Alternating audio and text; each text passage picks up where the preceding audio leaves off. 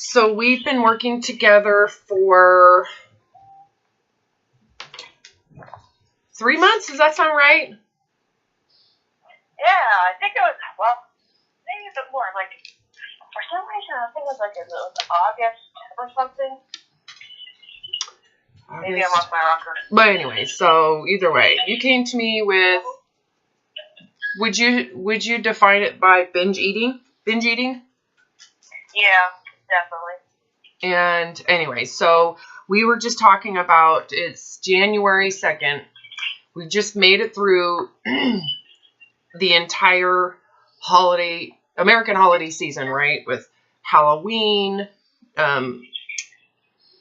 Thanksgiving, all the winter solstice, Christmas, all the festivities, Hanukkah right now, and the New Year's, and here we are. And I had said, okay, let's rate your eating impulsivity, right? Let's rate this season, this year compared to years past, and defined by your impulsivity to overeat, overconsume.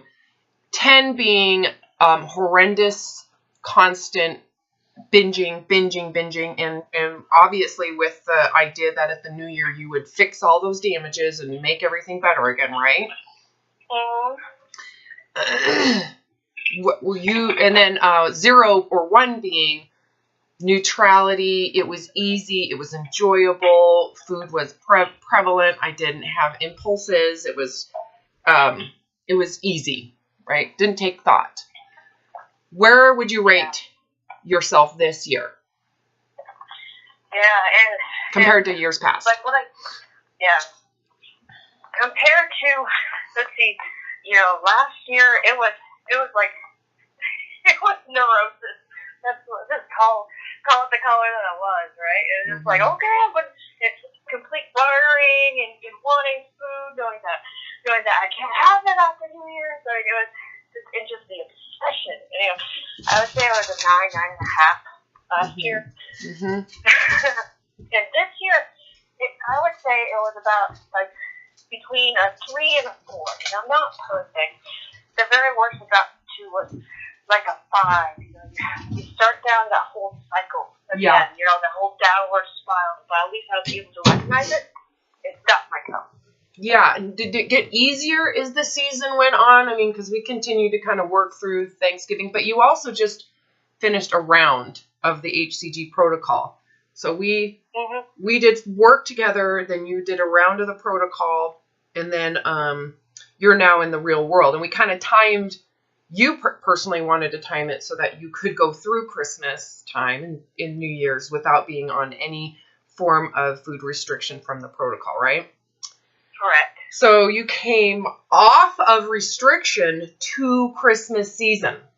Thanksgiving and Christmas. Yep. You were on the second phase or P3 during Thanksgiving, right? I recall that. Actually, I had just finished the whole protocol, like a day or two before Thanksgiving. Before Thanksgiving, that's right. So adding that to the scenario, right? Because typically after someone is restrictive, if they don't have the right state of mind, it's understandable that they would compensate. Correct? Mm-hmm. Entitle, I've earned it, I've just lost a bunch of weight. Even that can be very triggering in terms of you have to be perfect around the holidays, around all this food. And so overall, adding that to the situation, do you feel like this was, I mean, to me, when someone goes from a 9.5, 10 to between, excuse me, a 3 and a 5, that's significant. That's a significant change, especially since that 3.5, 5 is after a round of restriction and weight loss. Yeah, it's kind of like, and this might not be the correct term for it, but the HCG protocol was a bit of the mental emotional boot camp, right? Yes. To really uncover those issues that are deep down, right? Mm-hmm. And kind of look at those skeletons in the closet, and then realizing the patterns and the triggers that triggered me to go down those those spirals, right? Mm-hmm. Well, how you related to food emotionally. Exactly.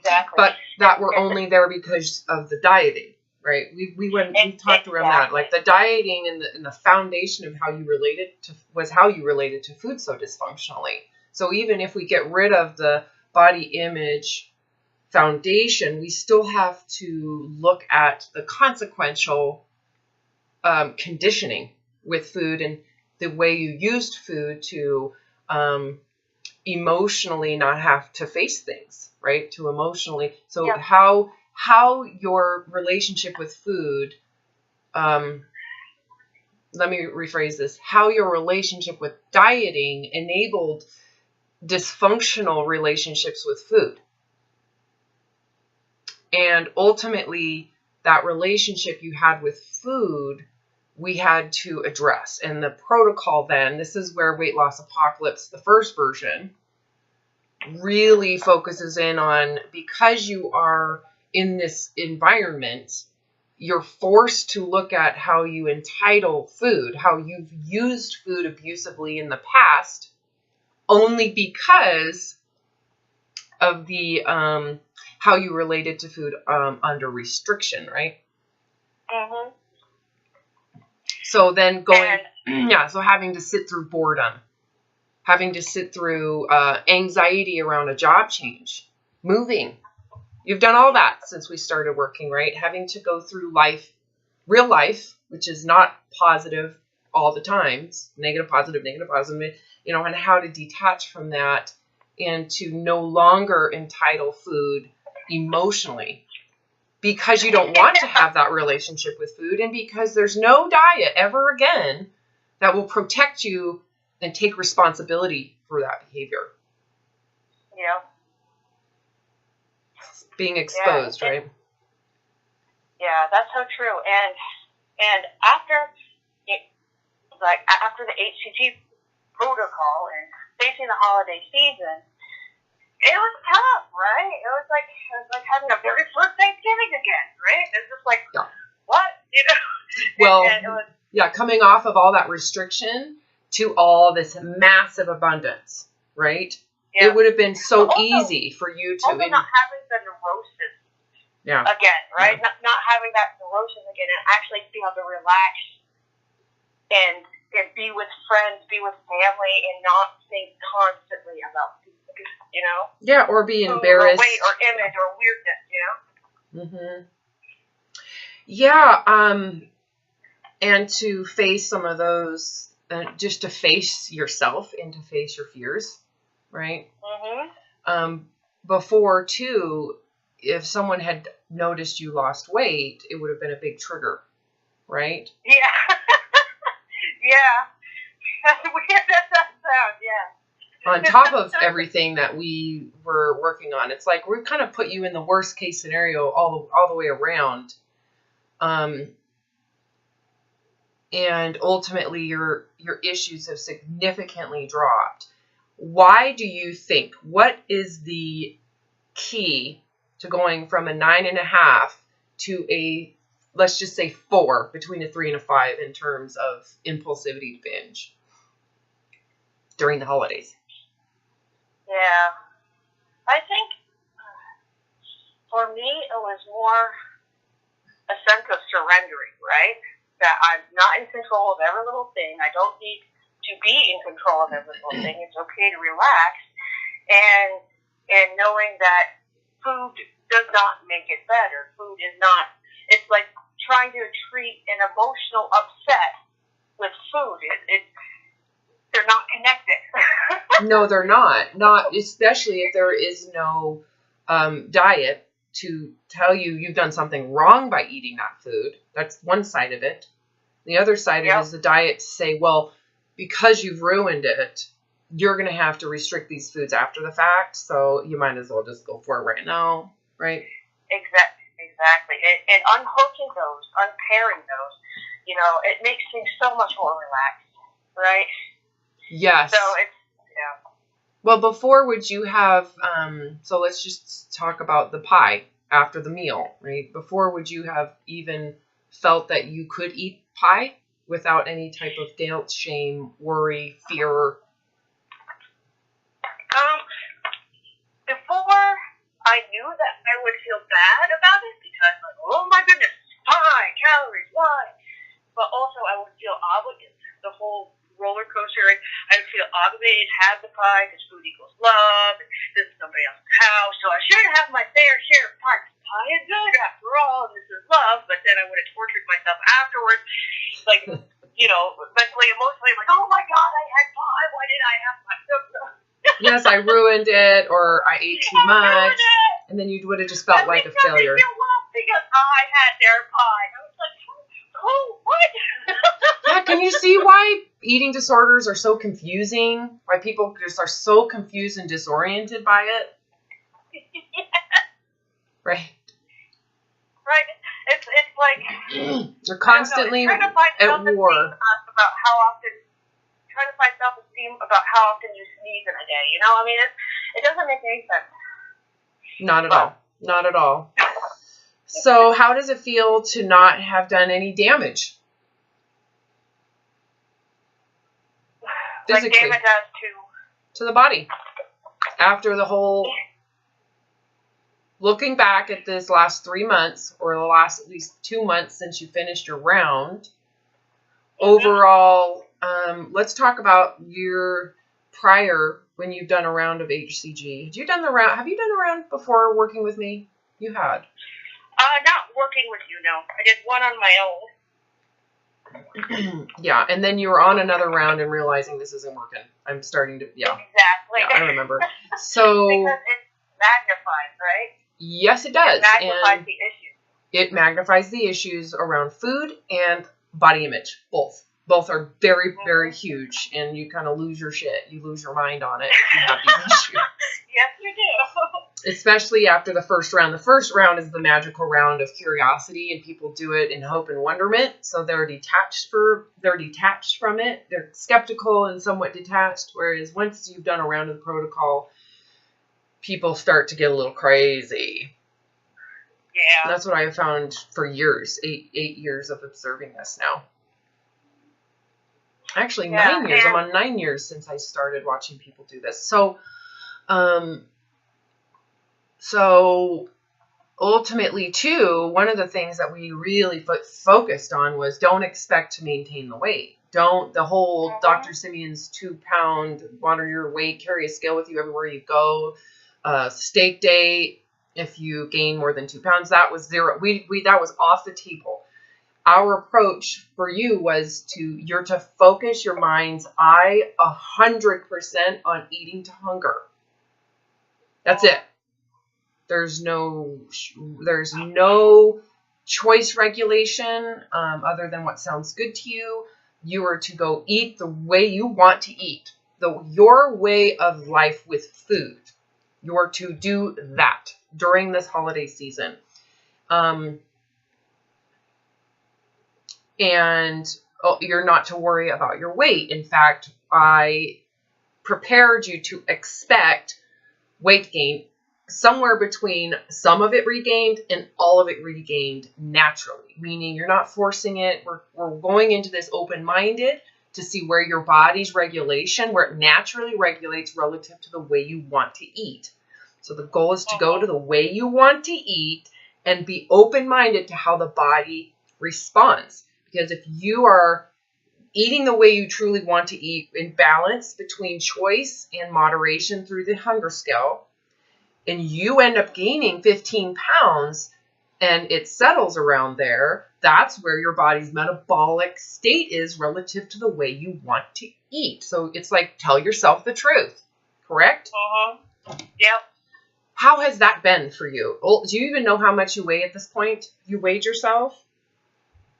No, well, just a test on triggers. I weighed myself with you, like after the HCG round. Just the way that food kind of fit, just the way that clothes sort of fit me, you know. I'm pretty sure I'm right around the same size that I was when I began the HCG. That's simple observation, but I'm okay with that. right? Because it doesn't matter if we're working on this relationship and how you're functioning with food, correct?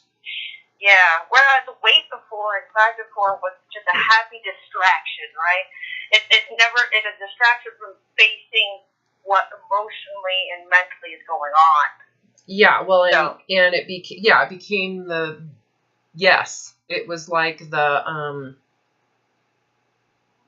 it was the sheep covering the wolf, right? Like, I'm gonna do this for my health. I need to get control of myself. Whereas what you're dealing with, the darkness inside, is being covered up by something that is perceived as the right thing to do, right? Even though it's insanely enabling to the behavior and causing the behavior, both sides, enabling, causing, supporting, promoting this binge impulsivity.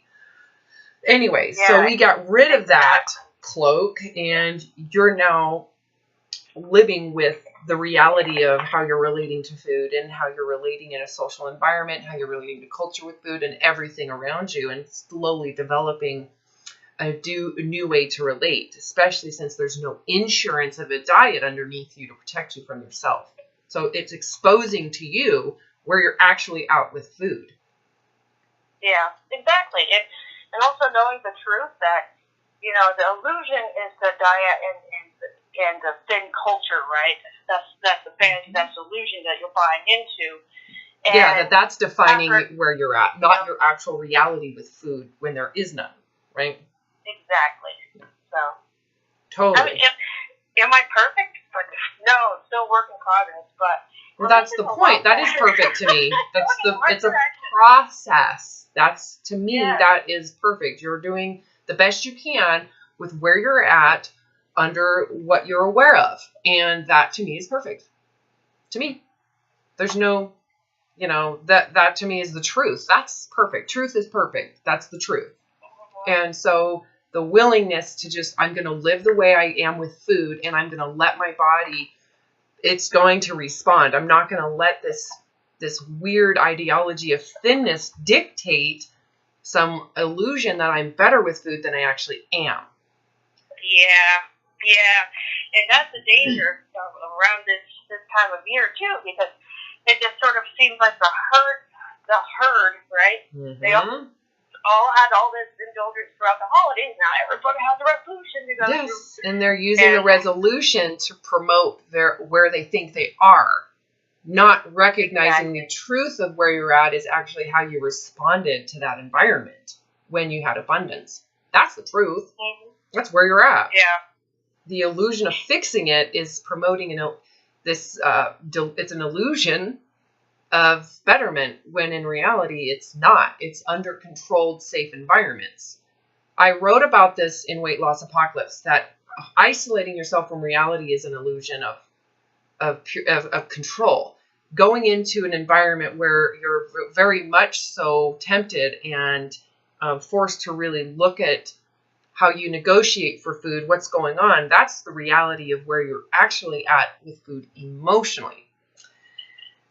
And so right now people are in the illusion of control and betterment, and they're using that to define their relationship with food, and it's a freaking lie to themselves.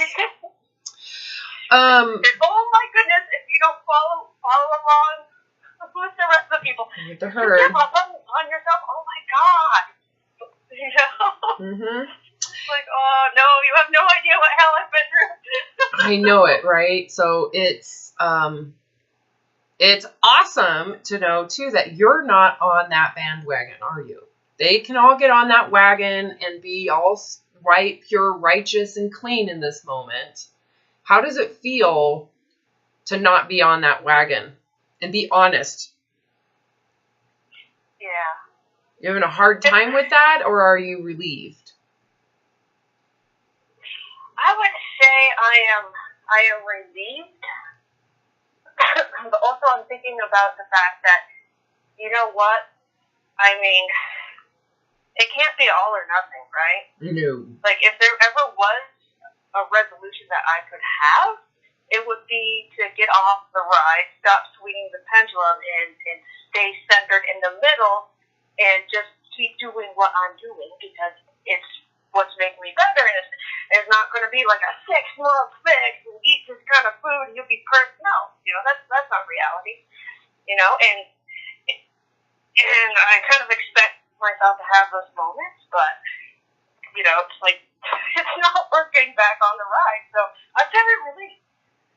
Yeah, it is relieving to know that you don't, first of all, there's nothing for you to fix. So there's no pressure of you. Exactly. There's no shame. There's no, I have to repent. I need penance. There's none of this, none of that.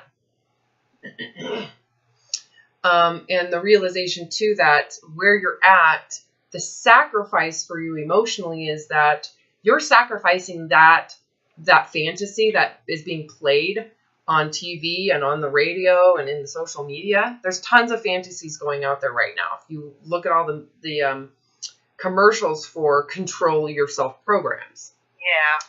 Yeah. And you're sacrificing that fantasy for your sanity.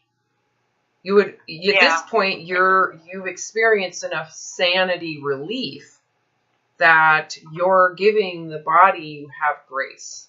I would rather allow it to just have stability in its with excessive fat than to go into psychological instability that is going to create a problem or a cycle, right? You just go in circles. How many circles did you go through before you reached out for help? You just go in a circle. Sure, you get the temporary relief of running after a fantasy, but ultimately that fantasy is an illusion. You're chasing a mirage, and you go back in circles. You'll eventually, even if you lose weight, you're eventually going to regain it all back, plus more shame and embarrassment that you regained it, and more issues with food in the end. You just go in circles. Yeah. So right now it's like you're standing still. You are not going in circles. And wouldn't you rather have the excessive fat you have without the instability and insanity and without going around in circles? Yeah, precisely. And like how I started the season out, in our last conversation, I was actively avoiding all the weight loss commercials and all this culture, like, be thin, like us, and here's the way, give us your money. You'll be so happy. You're going to be so much happier. Exactly. Your life is so much better when you're thinner. Look at me. I'm such a better person, and I'm so much happier. Look at my evidence. Anyways, go ahead. Yeah. And last time we talked, you told me, you know what? Watch those commercials. See what comes up, And at first I was just like, oh, this is so... like, oh, people actually pay for this stuff. But then I kind of had something come up. Like, it was a bit more of a, with the surrendering in the beginning, there's a grieving process almost, like giving up that fantasy. Right? Yes, because you realize that fantasy is something that you've pursued, you've wanted, you believed in it, you thought it was real. And you dedicated years and a lot of your own intelligence to seeking it out and devoting yourself to it. And to realize that it's a lie, that it's actually not even real, it doesn't exist, it's a fantasy. There is a process of grief in that you believed you could achieve it, when in reality it isn't achievable without insanity. Yeah, so I had a second round of that I didn't expect. It was like the stages of grief all over again. Mm-hmm. It was just like that grieving, but still angry because it's just like, oh, I bought into this lie for so long, and then like back to the grieving, just to be like, well, the fantasy is so pretty and shiny, but then again, it's like after all of that, and of course this was like a span of like 2 beers a night, right? Yes. It wasn't a long, drawn-out process. Yes. But it was just like, oh, okay. After that, I just felt so relieved that I'm off that train, right? Yeah, it's very liberating. It's like You don't have the pressure to fix anything anymore. It's like, I don't have that pressure, and I don't have this sense of failure. Exactly. Right? Because you've accepted failure. You've accepted that you failed that system, that you've put everything you got into that system, thousands of dollars, years of dedication, your psychological well-being has been dedicated to that, and that wasn't good enough. You still didn't get it.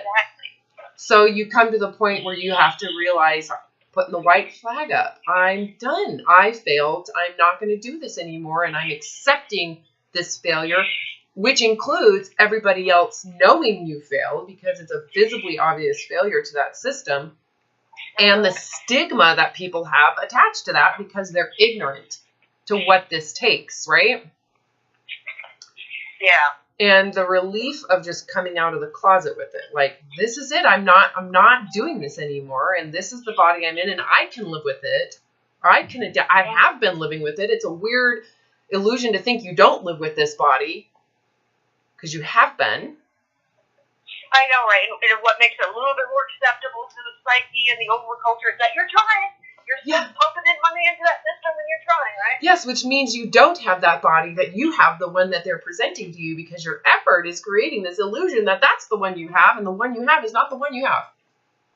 Yeah, exactly. And so the moment you're told, accept this body, it's not going to get fixed, you're like, what? Oh my God, it's terrible. Oh my God. It's like, well, this is the body you've had this whole time. And this is the body that was created on your last binge cycle. It's an illusion to think that even the diets can fix it, because they usually don't. They just promote the behavior that recreates it. Cycles. You just go around in circles. It's like going crazy. You just go freaking crazy. And you end up calling someone like me. Exactly. But also, it makes other strange cycles in your life, because it's not about the food, right? Mm-hmm. No, it's not about the food. Now you know that. Now you're very aware. This has nothing to do with the food. Clearly, if it was about the food, you wouldn't have had this relief at all. Yeah. Exposing yourself to more food than you've ever really allowed yourself. Yeah. With no regulation. With absolutely no regulation. If this was about the food, the lack of regulation would have major issues skyrocket. Agreed? Mm-hmm. No, we gave you total freedom in what has happened to your impulsivity to binge. Yeah. Yeah, exactly. And that's a weird little nugget of truth. Once you know that you can eat whatever you want to eat, and just... Permanently. The key is permanence when you say that. Because if it's for now, what happens? For today, right? There's a time constraint. If you increase the time, the pressure diminishes. It's total physics, isn't it? Mm-hmm. It is. So then you eat what you want to eat in the portion that you feel satiated, right? Mm-hmm. So. Yeah. It's but, so much easier. Also, what I'm super grateful about this process, number one, is that my knees no longer hurt. I don't know. You're no longer as inflamed. Gluten-free, sugar-free, whatever, but the drop in inflammation is phenomenal. And I'm saying this at the end of the holiday season. I know that during the winter months when you're getting less sun exposure and your inflammation should be a little higher naturally. Yeah. And your knees don't hurt, and it's not because you're thinner. Yeah. No kidding, right?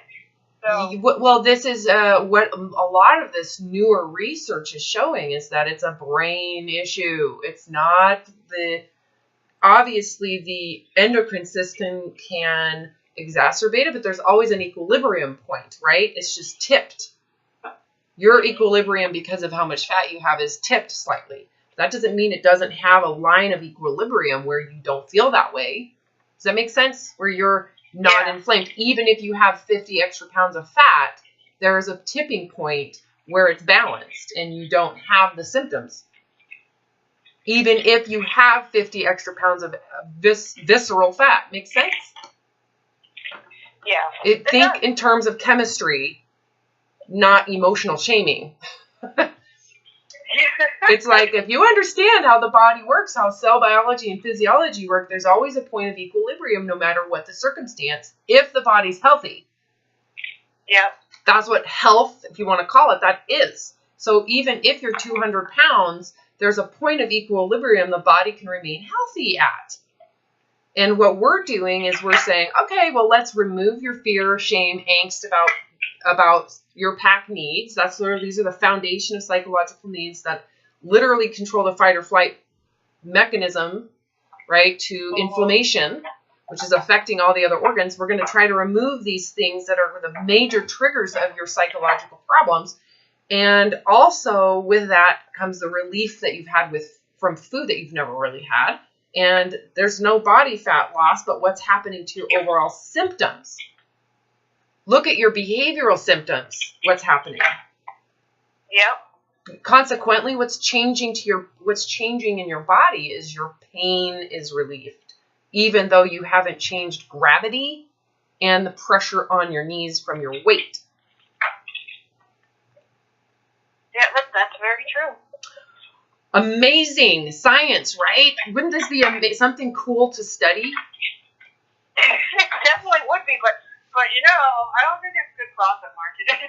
I know, right? I don't think I can study it. I just need to win the lottery, and I can help pay for all of it, right? Yeah, really. Oh, and one more realization over this holiday season. It's not about me, right? Yes. Right? Once I take that pressure off myself, for whatever weird reason, I don't know why I ever had it to begin with, things are so much easier, right? Well, it's about other people. It's about family. It's about socialization. It's about friends. It's about the environment. It's about this event. It's not about you and everybody's perception of you. It's about this event. That is, you have made some significant changes to your state of consciousness. That's what you're describing, is a change of awareness. You went from self-centered to the whole center. That makes any sense. It's the narcissism that's kind of evaporating from your perceptions. Yeah, it does make sense. And a lot of people think that narcissism, or at least this is my perception, right? Mm-hmm. That narcissism is more of an aggressive sort of role, but it can be. Also kind of, but it's also sort of, the victim complex. Yes. Right? The martyr positionality. Somebody hurt you. My life deserves better, and I should have this, and they're not doing that. That's absolute narcissism. Totally. That's the other side of it. That's a manipulative strategy. And it's just like you never realized, well, of course all this stuff was internal, right? Yes. But it's not like, I ever saw myself in that light until I went through that HCD round and really paid attention to the victimhood, the bartering, and all this stuff. And I'm like, holy crap, seriously? Well, and to be able to observe it without feeling bad. To just go, okay, too, right? I really am, that's something I need to get rid of. Versus, my God, I am such a terrible person. Which is just the same self-deprecating narcissism. Right? And if you tell a random person on the street, you're a narcissist, you might get punched. You're going to get punched. Because the perception is the worst case of narcissism, which is pathological, sociopathic, but we all, to a certain degree, have it as a function of survival. Mm-hmm. But some people are living in that state of emotional, and it absolutely, I think, is an emotional state of trying to get something you want and something you're not willing to let go of. It's like a juvenile emotional manipulation, right? How to manipulate people and yourself and your life, thinking you're going to get something out of it positive. So it's an interesting state of mind to be in. Very self-serving and very self-centered, and the world is revolving around your needs and who you are and what people think of you, and what people think of you is the most important thing because you are in the center of this picture and everything's about your experience and what people think of you and their experience with you. It's all about you. And you know what's crazy? You don't even know you're doing it when you're doing it.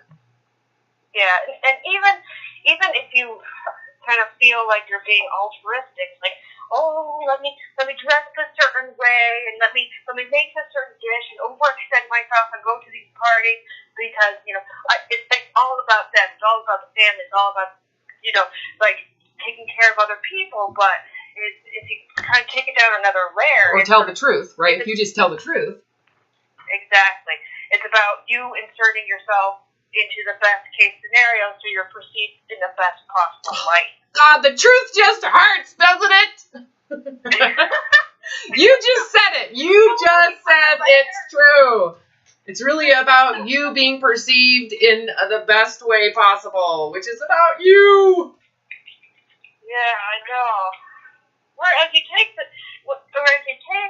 neurosis out of it, like the little bead of neurosis, you're there, you make your dish, you help out, it's not about other people seeing you as better. Mm-mm. It's about you just being there and having fun, and that's where the pressure releases, right? Yes, it's just perfectionism pops. It does, and it feels you can connect now with people without the role. You don't have to role play.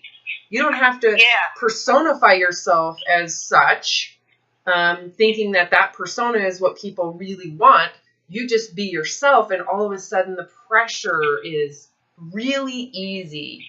And even if someone else is playing that role, you're no longer competition with them. So you now can get along because you're just saying, "Oh, look at you! You won! You won this event! You're the center." Whereas you're sitting back in your chair with your little glass of whatever, and you're just thinking to yourself, "Yep, I know that right." God, and I feel bad. There's a lot of pressure, and they're feeling like shifty eyes, sketchy, paranoid. Yeah. And what the other thing, if you haven't realized too, is that was all in your head before. It was. Most people aren't like this. You're like, oh my God, I was freaking messed up, and no one else really is, and I thought they were, and it was really me. I know. No one actually cares at all. They're just going to enjoy themselves, to have a good time. Here's the event. I'm going to the event. It's like going to the beach. It's about the beach. It's not about how people perceive me and look at me at the beach and how I'm at the beach. Me. Yeah, right. Family dinner. This is about being together. I'm blending into the picture rather than I am the picture. Mhm. Exactly. Congrats, man. I mean, that's a shift. You've had a lot of shifts happening here.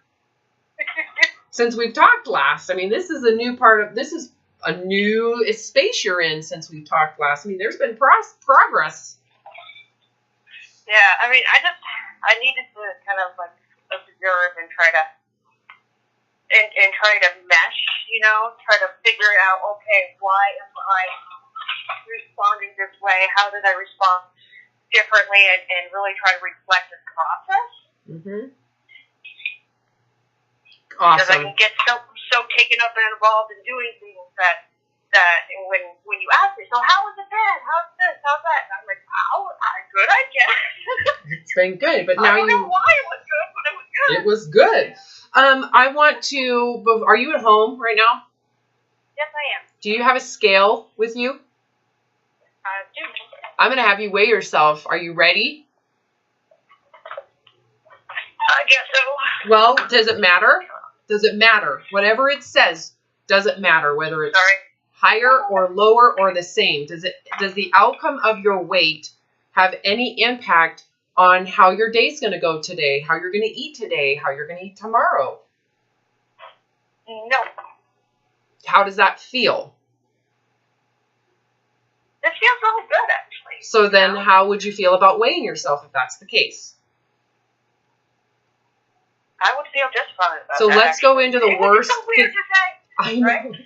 Well, you know that because you understand how terrifying it would have been for you if you see your weight has gained, right? But if you're very solid in, it doesn't matter. I'm not changing this way of eating. It is so beneficial for my body, my psyche, my inflammation. I don't care if I'm bigger.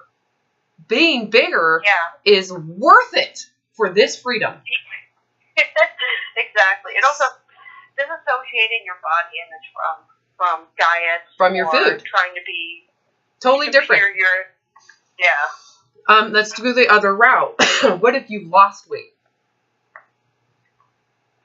Is that going to impact this way of eating in any way?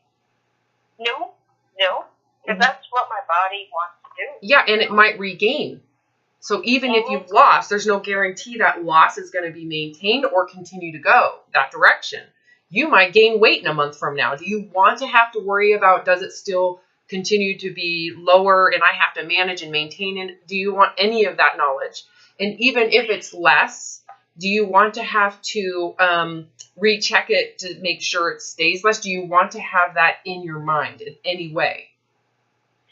No, I don't want that. I don't want that pressure, right? Because it's. Do you care? Do you want to care about it? Does it matter to you? No. Are you going to change your way of eating any direction? No. Okay, that's really the key to this. Do you see that now? That it doesn't affect in any way how you're relating to food at all. Nope. If those two are completely severed, don't have any relationship to each other, then what your weight says today it really is insignificant.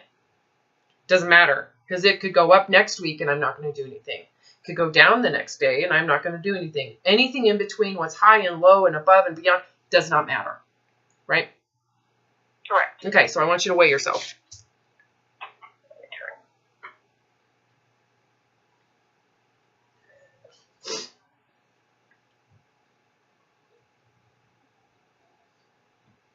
Okay. What is it? It's 208.6. And where were you when we started? I want to say I was like 210, 212, somewhere around there.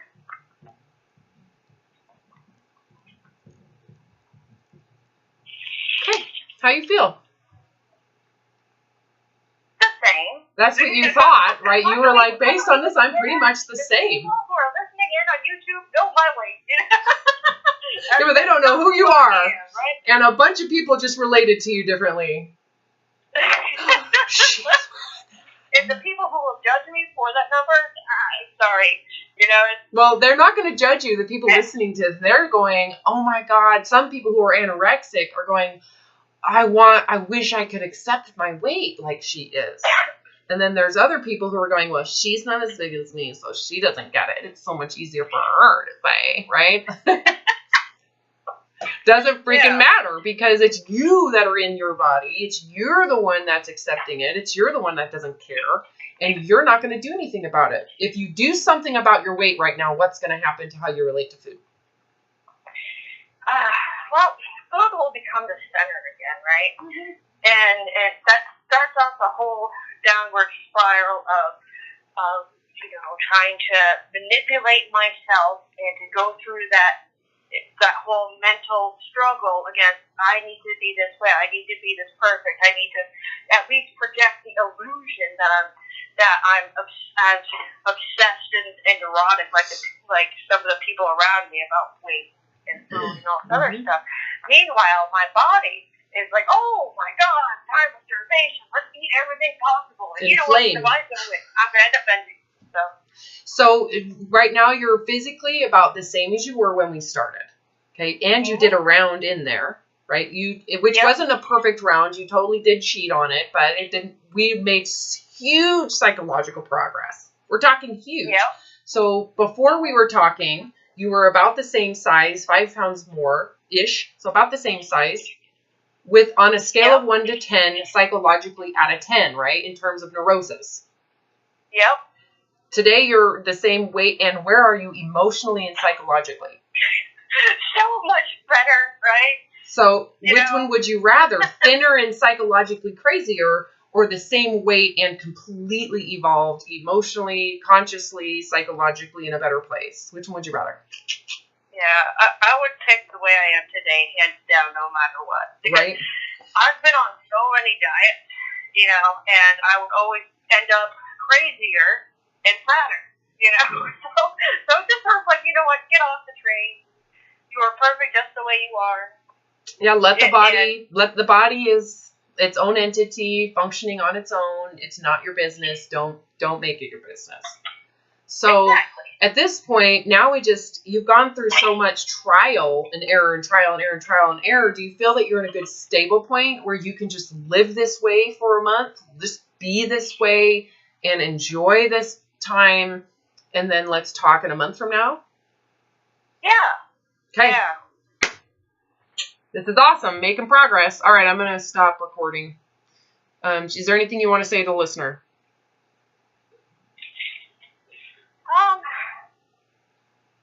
No, not really. It's Okay. just, you know. We just said it. 45 minutes of recording. We just said it. Yeah.